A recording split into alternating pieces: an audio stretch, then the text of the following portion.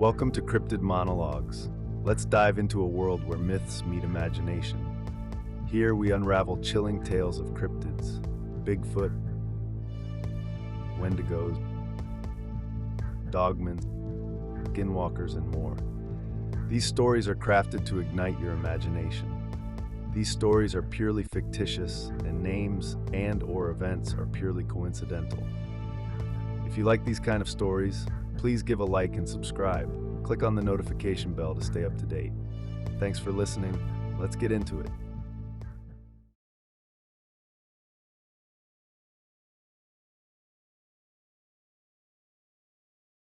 Beneath the northern lights. Sophie zipped her jacket against the cool evening wind, the scent of pine and campfire smoke swirling around her. She was nestled deep in Glacier National Park, her tent pitched near Avalanche Lake beneath ancient cedars that whispered with the breeze. It was her first solo camping trip, and so far she had felt nothing but peace. Her day had been filled with hiking and discovery, marmots chattering on sun-warmed rocks, a bald eagle soaring above the treetops, and a fleeting glimpse of mountain goats scaling impossibly steep cliffs. Wildlife here wasn't just scenery, it was part of the rhythm of the land. As twilight crept in, Sophie sat near her fire, sipping coffee and journaling. A sudden rustle in the underbrush made her pause mid-sentence. She turned slowly, heart beating a little faster. From the shadows, a white-tailed deer emerged, cautiously sniffing the air. Sophie held still, awed by its quiet grace. The deer glanced at her, then dipped its head to graze before vanishing as silently as it had come. She smiled. Maybe I'm finally blending in with nature, she thought. Later that night, bundled in her sleeping bag, she was drifting off when a sharp noise jolted her awake. It was a low, guttural growl, close, too close. She froze, her breath catching. Outside the thin nylon wall of her tent, something moved. A heavy sniff, a grunt. Then the unmistakable sound of claws pawing at the dirt. A bear. Sophie's pulse thundered in her ears. She remembered what the ranger had said that morning. Make noise while you hike. Keep your bear spray close and don't leave food out.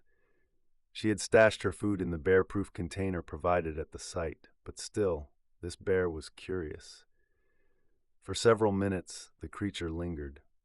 Sophie stayed completely still, her hand wrapped around the canister of bear spray. Eventually, the bear huffed, circled once, and wandered off into the forest. She didn't sleep much after that. The next morning, dawn broke with a golden haze, and Sophie stepped outside to find wide paw prints in the soft dirt just 10 feet from her tent. They were enormous, but something about seeing them in the full light of day thrilled her more than it frightened her. She wasn't just visiting Glacier. She was a part of its wild story now. Later that afternoon, she hiked up to Hidden Lake Overlook, and on the way, a group of bighorn sheep blocked the trail. Sophie sat on a rock and waited, watching them butt horns and jostle playfully. One approached within arm's length, its golden eyes studying her with surprising intelligence before trotting off. That evening, back at camp, she built another fire and cooked a simple meal. The forest was alive with sound, owls, distant howls, and the splash of something in the lake. But instead of fear, Sophie felt exhilaration. Every creature she'd encountered was a reminder. This was their home. She was the guest. When the northern lights rippled across the sky later that night, even more vivid than the night before, she laughed quietly to herself. What are the odds, she thought, lying back in the dirt, watching the sky burn green and violet. Between the stars and the animals, the silence and the adrenaline, Sophie knew she'd return home different, less hurried, more grounded, changed in the way only wild places can change you. By her third day in Glacier National Park, Sophie felt like she'd adapted to the rhythm of the wilderness. She moved quietly on the trails, took her time with her meals, and found herself noticing things she would have missed just days before.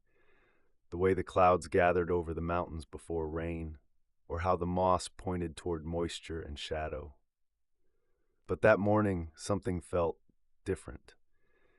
As she brewed coffee over her fire, her eyes wandered to a tree a few yards from her tent. Something about the bark didn't sit right. She walked over, mug in hand, and stared.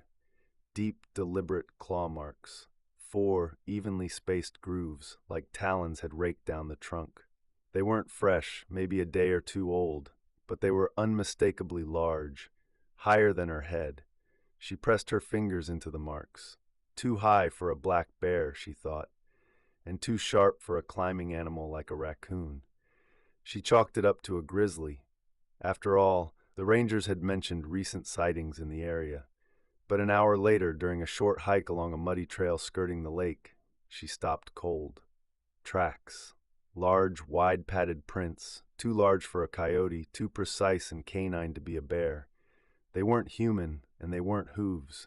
These had claws, 4 toes, a defined heel pad. She crouched beside them, took a photo with her phone, and compared them to a chart she'd seen in the visitor center. Wolf. Sophie swallowed. She knew Glacier had gray wolves, rare to see, even rarer to encounter up close. But these tracks were fresh, still wet around the edges. She looked around. The woods were quiet, too quiet. That evening, she couldn't shake the feeling of being watched. The forest, so full of life just the day before, now held its breath. Even the chipmunks seemed scarce. Her fire crackled as the sun dipped behind the peaks, but its warmth did little to soothe her unease. Just as dusk settled, a distant howl echoed through the trees. Low, long, lonely. She stopped mid-spoonful of soup and turned toward the sound. It came again, closer this time, answered faintly by a chorus farther up the ridge. A pack. Goosebumps rose on her arms despite the fire's heat. The howls faded after a few minutes, but their eerie beauty lingered in the air like mist. Later, while brushing her teeth beside the trees, her headlamp caught something glinting in the underbrush. Eyes. Yellow and unblinking, watching. She stepped back toward camp slowly, keeping the beam fixed in place. The eyes blinked once, then vanished. That night, sleep came only in short, shallow bursts. She dreamt of howling, of clawed trees, and a great shadow moving between the trunks. At dawn, Sophie packed her gear slowly, the forest still hushed around her. But even with the unease, she couldn't bring herself to leave just yet. Something had gripped her, a blend of awe and dread. She wanted to know more. Not just see the wild, but understand it. And whatever left those claw marks, it was still out there. The tracks haunted her all morning. They trailed in and out of sight along the muddy ridge trail, veering close to her campsite, then disappearing into dense brush. Sophie had hiked a few miles east, hoping to intercept the trailhead back to her car, but a wrong turn, or maybe a faded marker, had led her deeper into the forest. And then she saw it. Half hidden behind overgrown huckleberry bushes and lichen-draped trees stood a low wooden structure, weather-beaten, almost consumed by the forest. No official markings, no flag, no sign, but clearly man-made. A cabin. No, not quite. A ranger outpost. Sophie approached cautiously, brushing aside branches. The single wooden door was slightly ajar, the hinges creaking faintly in the wind.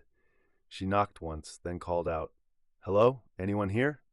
Silence. She pushed open the door and stepped inside. The cabin was dark but dry. Dust floated in the golden shafts of sunlight slipping through the warped slats. A log-framed cot sat in one corner, a rusted wood stove in another. On the far wall, a corkboard held yellowing maps, hand-drawn trails, and pinned notes in faded ink. West Ridge sightings, June 2007. Report unconfirmed night howls, and one paper torn violently in half. Sophie's eyes landed on a thick, leather-bound book sitting alone on the desk. She wiped away a layer of dust and opened it. Journal of Ranger Eli Talcott, Glacier National Park, 1989 to 1997. The entries began as you'd expect. Weather conditions, trail closures, wildlife activity. But as she flipped further, the tone changed. September 22nd, 1991. Third report this season. Campers heard growling around 2 a.m. Said it wasn't a bear, left early. Claw marks on the lodgepole pine, 5 feet up. 1993. Saw it myself, at dusk, across Avalanche Lake. It was watching, stood upright, like a man but not a man, canine head, no known animal matches. Locals call it the Dogman. November 2nd, 1993. Talked to Roy from the Blackfeet Reservation, said it's been here long before us. The skinwalker that never left. Not a spirit, not a myth, something else. He wouldn't go near the lake anymore. May 1st, 1994. Tracks returned, large, deep, not coyote. Too heavy. Tried to report. HQ laughed. I'm not crazy. I know what I saw. Sophie's breath caught. She flipped through more pages. Sketches of the creature, maps marked with red X's, and a hand-drawn glyph copied from a stone Roy had once shown the ranger. Then, on a page near the end, written in shaking, uneven handwriting, October 6, 1997. It's back. Scratched the door last night. Watched me from the trees. I leave this behind in case I don't make it. Burn the trails past Avalanche. No one should go that deep again. A chill slid down Sophie's spine. She looked toward the doorway. The forest was still, too still. Suddenly, from outside, a sharp snap, like a branch breaking under heavy weight. She froze. Then another sound, a low, guttural growl. Not far, maybe 10 yards, maybe less. She slammed the journal shut and backed toward the window, eyes wide. Her bear spray was in her jacket outside. Her hiking poles, useless. Her pulse pounded in her ears. Then silence again. Whatever it wasn't leaving. The growl was low, too low for a wolf, too resonant for a bear. Sophie dropped to her knees beneath the outpost window, her breath shallow. Her heartbeat drummed against her ribs like a warning. Outside, the forest had become unnaturally still, as if even the trees were holding their breath. She reached up and closed the journal with trembling hands, shoving it into her pack. It felt heavy, like it carried more than just stories. It carried warnings. Another step, this one closer. She could hear the crunch of wet earth under something large. Her eyes darted to the doorway, open, exposed, no choice. She burst from the outpost, sprinting low and fast toward the trees. Branches whipped her face and arms, but she didn't slow down. Her breath came in sharp bursts as she ran. No plan, no trail, just instinct. Behind her, movement, fast, heavy. She dove behind a fallen log, heart in her throat, and froze. Through the gaps in the brush, she saw it. A shape, upright, at least 7 feet tall. Its silhouette was unmistakably canine, but wrong. Broad shoulders, digitigrade legs, and a snout that gleamed in the moonlight. It sniffed the air, then let out a breathy growl and moved on. Not a bear, not a wolf, a dogman. It circled the outpost, then disappeared into the trees, following the path Sophie had abandoned. When she was sure it was gone, Sophie crept back toward the structure, just long enough to retrieve her jacket and something else she'd glimpsed inside. A second book, buried beneath a floorboard that had come loose under her boot. She hadn't noticed it until she ran. This one was older, a field journal marked E.T., Eli Talcott. She didn't stop to read it there. She ran again, this time toward a small ridgeline she recognized. If she could reach higher ground and signal with her emergency beacon, maybe, just maybe, a ranger station could pick it up. By the time she reached the overlook, the sun was dipping below the jagged skyline, and the aurora shimmered faintly above the peaks. She set up her beacon, flipped the switch, and collapsed behind a boulder. Safe, for now. That night, under a sky glowing with eerie green ribbons, Sophie opened the second journal. This one was different. Raw. Personal. Full of ink smudges and pages torn out in desperation. Eli Talcott had been obsessed with the Dogman, even as his colleagues laughed him off and reassigned his patrols. July 17, 1996. I tracked it for 5 nights. Same path, same ritual. Claw marks on the trees, symbols. Not random, circular, ancient. It's not just an animal, it's guarding something. August 2nd, 1996. Roy says the creature is a remnant. The Blackfeet call it Imatoas, the one who watches. He warned me, it doesn't hunt for food, it hunts when it's disrespected. when lines are crossed. September 5th, 1997. Something's changing. I see it more often now, closer to camp. I think it knows I'm writing about it, that I've seen too much. October 6th, 1997. Last entry. I trapped it in the gorge. For one moment we locked eyes. It looked old, older than the ice. I heard a voice in my head, not words, just a feeling. Rage, loneliness, done. I leave the outpost to whoever finds this. Don't follow its tracks. Burn this if you can. And if you see the lights dancing over Avalanche Lake, don't look directly at them. Sophie lowered the journal slowly, the aurora still flickering above her. The lights weren't just beautiful, they were a signal, a warning, and she was in the middle of it. She didn't sleep that night. But in the morning, a helicopter's rotor blades echoed over the ridge. Her signal had worked.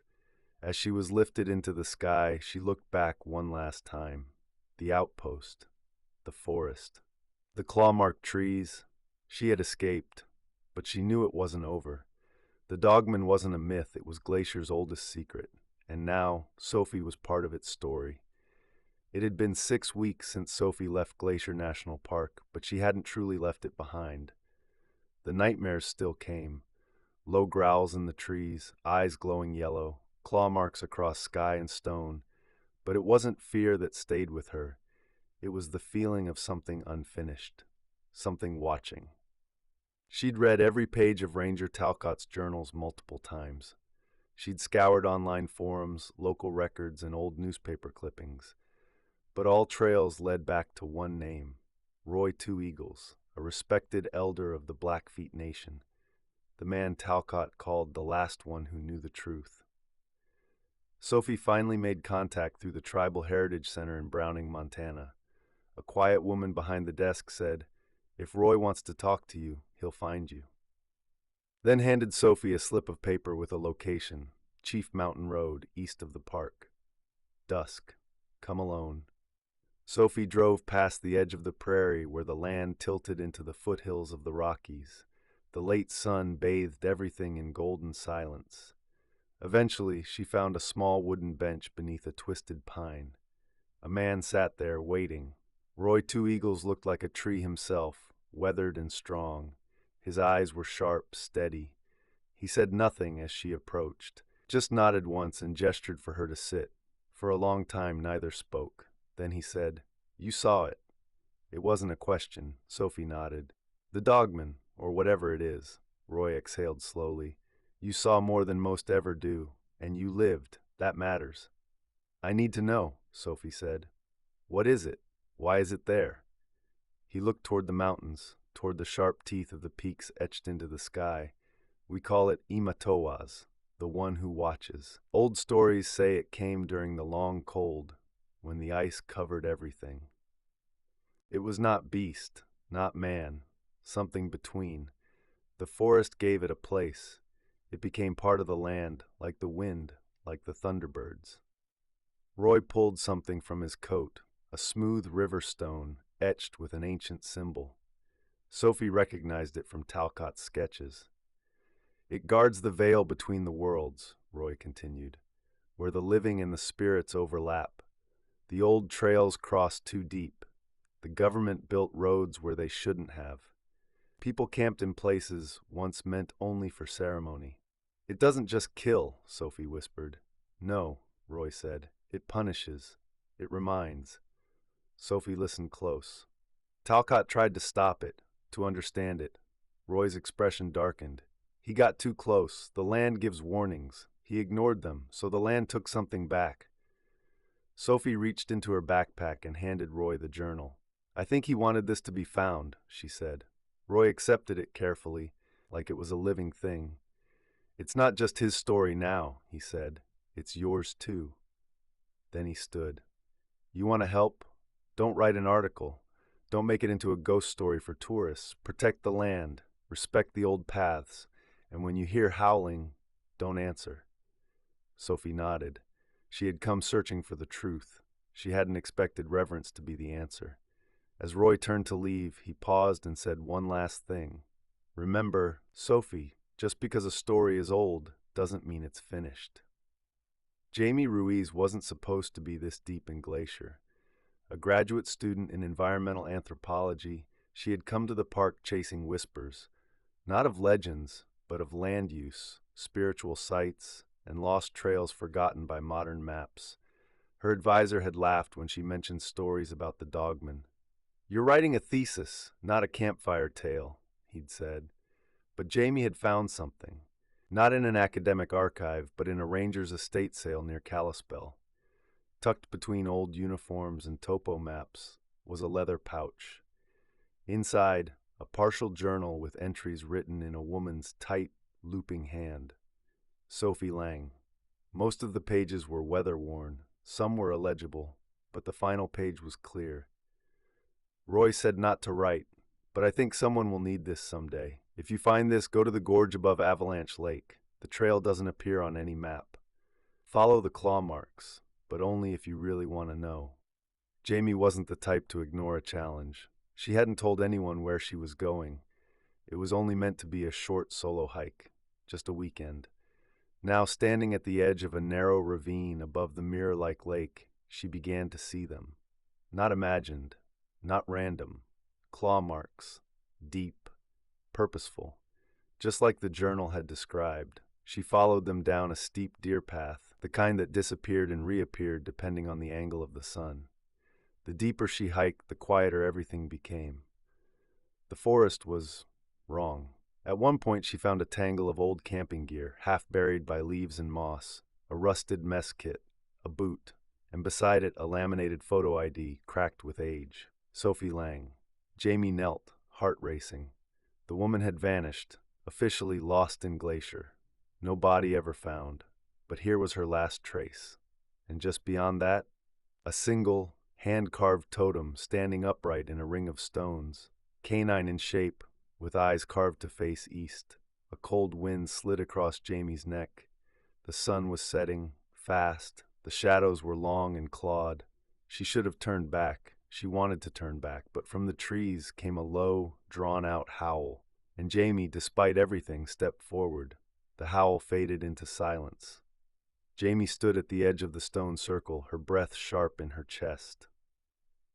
The carved totem stared east, toward a patch of pine that somehow looked thinner. Like the forest wasn't just trees anymore, but a painting ready to peel back. And the aurora began to rise, but not in the sky. Here the lights twisted horizontally, ribbons of green and violet shimmering between the trees, bending around space that should have been solid. Jamie stepped forward, journal in hand, the last light from her headlamp flickering. As she passed the totem, the air grew dense, like walking underwater. Time bent, sound vanished, and then the world changed. She stood in a forest, but it wasn't Glacier anymore. The trees were taller, impossibly tall, like pillars holding up a sky that pulsed with shifting colors. The ground shimmered faintly, and the wind moved not just through leaves but through light itself. Shapes watched from the edges, not animals, not quite spirits. Memories, maybe. Lost things, unspoken names. Jamie clutched Sophie's journal like a lifeline. A whisper drifted through the air, not in words but emotion. You crossed. Ahead, the trail curved into a hollow filled with stone glyphs, glowing faint blue. She saw more claw marks, etched into rock, burned into tree bark, spiraling inward. And at the center, him. Not a beast, not a man. The Dogman stood still, massive and ancient. His fur moved like mist, blending with shadow. His eyes were glowing coals. Jamie didn't run. Something in her bones said, "This is not a place of fear." Not yet. The creature raised a clawed hand and pointed behind her. She turned and saw her own life suspended like a reflection in water. Herself, hiking alone. A search party forming in the future. A newspaper clipping. Missing grad student in Glacier. The Dogman growled softly, a vibration of warning, not directed at her, but for her. And suddenly, Jamie understood. This place wasn't just legend. It was memory. It was the guardian of the border, the veil between the natural and the spiritual, the past and the not yet. And the Dogman wasn't a monster. It was a sentinel, a watcher, like Roy had said. The journal in Jamie's hand grew warm. Pages flipped on their own, revealing a hidden note scrawled in different ink. If you make it across, don't take, don't ask, only remember. If you bring back the story, bring back the truth. The forest around her began to fade. Jamie turned to the Dogman one last time and said softly, "I understand." And then she was falling, back through the veil, through shadow, wind, and time. She woke at sunrise, lying in the stone circle, the journal beside her. The totem was cracked down the middle, but she remembered, she had seen. Appendix to Beneath the Northern Lights, selections from Between the Veil, Encounters in the Northern Light. Author unknown. Page 3. Entry point.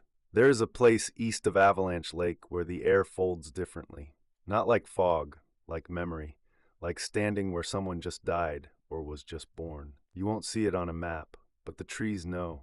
They mark it with claw and spiral. If the forest quiets too quickly, you're close. The totem faces east, because that's where light enters this world. Page 11. The Watcher's shape. Its body shifts, not fluid but layered, like multiple versions of itself all existing at once. Sometimes it looked like the classic Dogman myth, tall, hunched, ears like spears.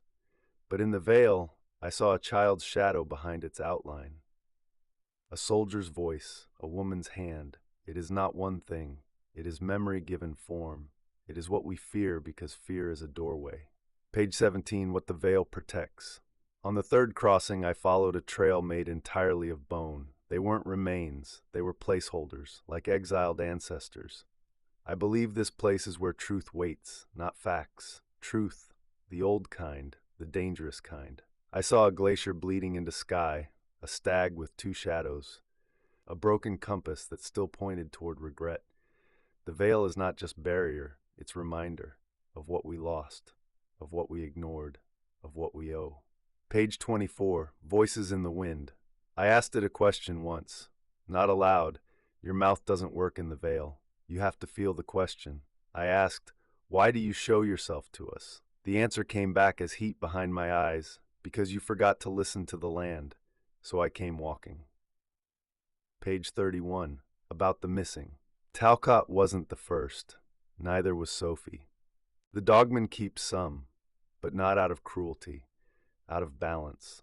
The veil takes what is too loud, too arrogant, those who come seeking power or proof, but it returns those who come open, those who still carry wonder. Final page, last instructions. If you found this book, you're already walking the edge. You've heard something, felt something. Don't follow claw marks blindly. Don't demand understanding. Sit still, wait, let the wind move through you. And if the lights bend sideways, close your eyes, or step forward, but never both. Archivist's note, no confirmed author. Journal was found wrapped in wax cloth inside an abandoned ranger cabin near Logan Pass. A sketch of the Dogman, half faded, was drawn on the inside cover. In red ink, The Land Remembers. Recovered field notes. Jamie Ruiz, Glacier National Park Expedition. Date stamps, October 6 to 9th, year unknown. Device, Olympus digital voice recorder, found near Avalanche Gorge. Day 1. Setting up camp near Avalanche Lake. Weather's clearer than expected. I'm not telling anyone where I'm going. The journal doesn't say it outright, but I think that's part of it. The isolation, the silence. I found the claw marks. They're real. I measured them. Each one is 4 inches across and deep, fresh. They lead east, just like Sophie said. Reju 3-10-7. Sevimi. It was cold last night, colder than it should be. But I saw something, lights, in the trees. Like the aurora, but horizontal. Ribbons of green flickering between trunks like it was inside the forest, not the sky. I followed them for a few minutes. I swear they reacted when I moved. Not like light, like something aware. I think this is the veil, or close. I left offerings, a piece of obsidian, a copper earring. I don't know if it matters, but it feels right. The air's too still. Everything's muffled like I'm underwater. I heard something tonight. not an animal, not wind. It said my name. I don't know how. I didn't hear it with my ears. It was in my spine, like it was whispered into my marrow. I'm not scared, not yet. I crossed. I'm in it. The other place. Everything here moves like it's being remembered instead of happening. The trees glow faintly. I saw a moose walking backward, but its footprints went forward. There are no birds, no bugs, just awareness. The dogman is here. It saw me, and I saw everything. Talcott's death, Sophie kneeling before a broken totem, my own face watching this moment from before I arrived. This isn't a creature, it's a mirror, a sentinel, a memory keeper. It's us, stripped of lies. 10/8. It showed me the others. They're still here, in pieces, echoes. Sophie whispers in the light. Talcott burns in the shape of a tree. They're not gone, but not alive either. They chose to stay, or maybe they couldn't leave. I'm still not sure what choice I'll make. Rimbetto Go 910 final message. This may be my last log. If anyone finds this, I didn't get lost. I stepped forward. There's a place past the veil where no language exists, only meaning. I'm going there now, not to conquer anything, just to understand. Don't follow unless you're willing to leave everything behind, even your name. I think that's what the dogman guards. Not a place, a truth too big for us. Tell the land I listened. Ranger's Addendum. Jamie Ruiz was reported missing October 10th. Her camp was found abandoned but undisturbed. October 6th, exactly 5 years since Jamie's disappearance. Found in a sealed leather notebook recovered at Avalanche Lake. I thought I could let it go. I closed her case, wrote the reports, filed it under the weird, the unsolved, the unspoken. I even made peace with the whispers from Roy and the way the old rangers just looked away when I mentioned certain names. But it never left me. Her voice. That one sentence. The lights I saw that night, bending between trees instead of across the sky. I still dream about them. Always the same, green ribbons, claw marks spiraling inward, and a woman waiting at the edge of a forest that wasn't Glacier anymore. I'm not a young man now. My knees ache in the cold. My hair's gone silver at the edges, but I know the signs. I've watched the wind move wrong again, heard the birds fall silent near that stone totem, still cracked, still burned at its base. The veil is thin this season. I feel it. So I've packed light. No flare gun, no GPS, just Jamie's journal, a hand-drawn map I never turned in, and something Roy left for me last winter. A pouch of tobacco and a note that read, "For when you're ready to walk the real trail." It's October 6th again. I'll follow the same markers Ruiz did. I've marked my cairn just like she did. And if I find that place where sound disappears, where breath turns thick as memory, I'll step forward. Not for answers, not for truth, just to tell the land, I listen too. If anyone finds this, don't come looking. I don't want to be found. Not in your world anyway. Even. Postscript. Hikers in mid-October reported seeing a man-shaped figure standing still near the edge of Avalanche Lake at dawn.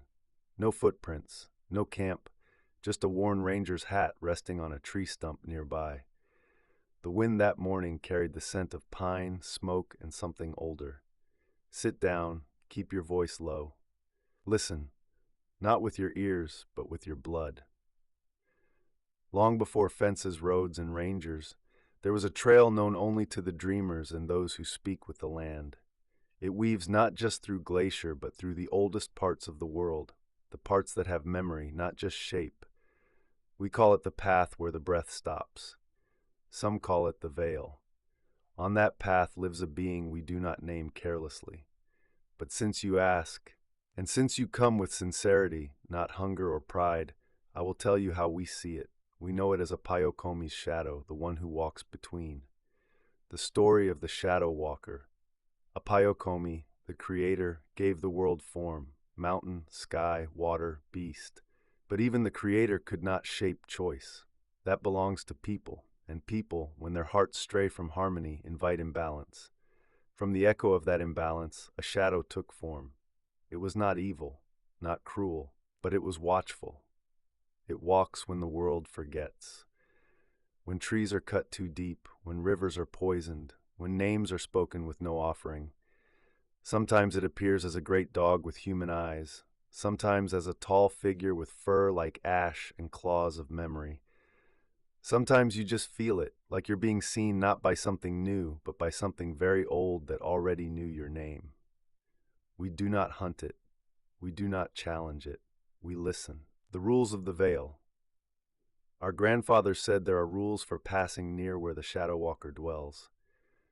Leave a gift. Never take more than you give. Never speak its name under moonlight. If you hear someone calling you who should not be there, do not answer. Walk backwards from the veil. Never turn your back. If you cross in dreams, wake up with your eyes closed.